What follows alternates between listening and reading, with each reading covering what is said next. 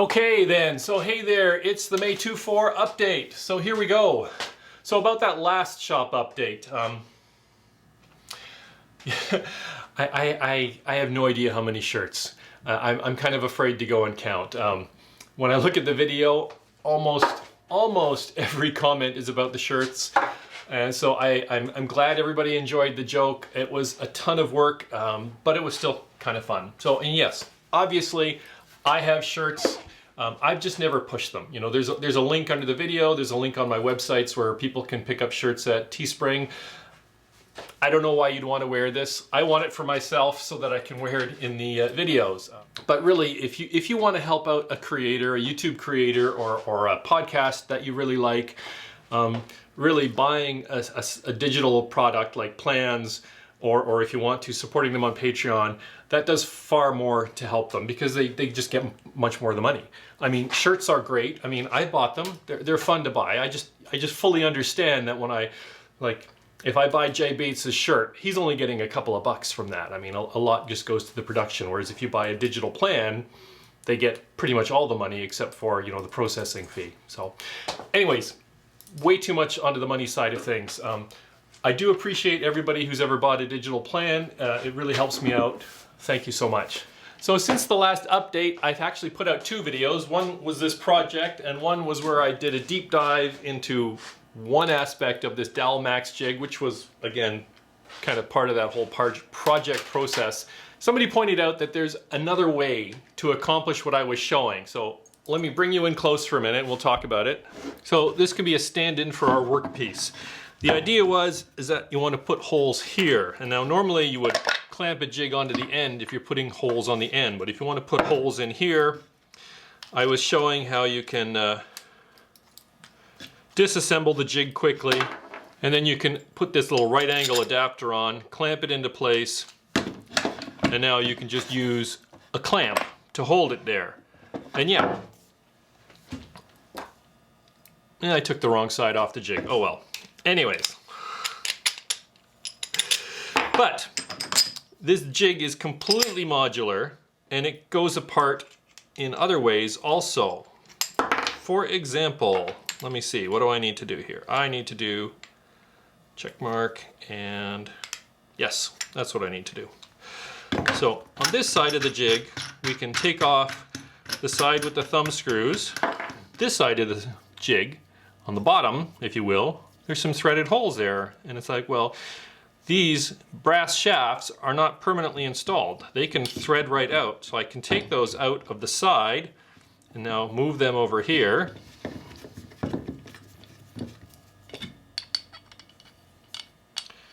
And you just thread those into the hole a little bit. And I could take this piece back, and then this can now mount here. If I can get it on straight, there we go. And I'm just going to put one of these on for now because as soon as I finish this shot, I'm taking it apart. And now, as you can see, here's the part where I drill, and then instead of clamping this way, we can clamp this way. So you can take this and mount it to the bottom, to the edge, sorry, you can mount this along the edge of a piece. And of course, this part is still threaded, so I could still add offsets if I want to move this in. So yeah, so I showed one way of doing it. Here's another way to accomplish the same thing. And anyways, like in many things in life, there's more than one way to do it. I showed one way, here's another way. Versatile jig, not cheap. Let's be fair, it is not cheap to pick this up. There are probably cheaper doweling jigs out there, but I've had it for 10 years and it's still as accurate as when I got it. So anyways, onward. Let me put this back together for a minute. So then after the Dowelmax video was the table video. Again, a lot of really nice comments. Thank you very much. A couple of people mentioned the dowels and that, you know, maybe you could have just not bothered gluing them at all, and never even occurred to me when I was building it to not glue it. But they're right, because you know, these dowels were so tight that they probably could have just gone in without glue. Wouldn't have needed this jig then, I guess, because you could have just sort of wiggled them into position when you were gluing it up. A couple of comments on the jig. I did think it was a cool idea. It worked well once I did discover one little problem is I had just tacked this into the end with nails, and when I was banging things into position, this lip on the end did loosen up, and I caught that in time and was able to fasten it back down before the glue had dried, but just something to keep in mind. A couple of people, lots of people talked about the tribute to my dad. Again, thank you. My son is like, okay, in 65 years from now, I'll do the same thing. I pointed out that he'd be 85 at that time, and he kind of took offense that I didn't think he'd be up to doing a woodworking project when he was 85, but there you go. Still, turned out really well. Yeah, you could have gone either way with the stripe. I mean, I put the stripe in it. I'm happy with it. It looks fine. It would have looked fine without. It's already starting to get a little bit of color developing. I really should put it in the sun for a couple of days, and then we will get a head start on the cherry starting to go. So in other shop news, I went ahead and made some more clamp racks. I made more for my parallel clamps. You'll notice it's out of line there, and that's simply because there happens to be an outlet here, and I just wanted to move the clamps up a bit to clear the outlet. Over on the other side, these are dedicated to the quick grip types. It's just a shelf with a notch, and then again there's a lip on the end of it that holds the clamp from falling down, and this way I don't need to clamp them into place. I can just put them in place loosely because they're not going anywhere. And of course, a couple of spots for the John Heiss specials.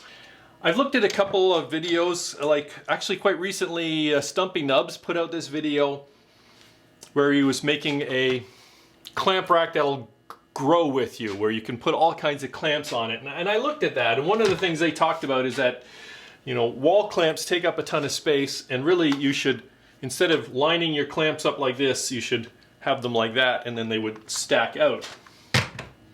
Which is completely true.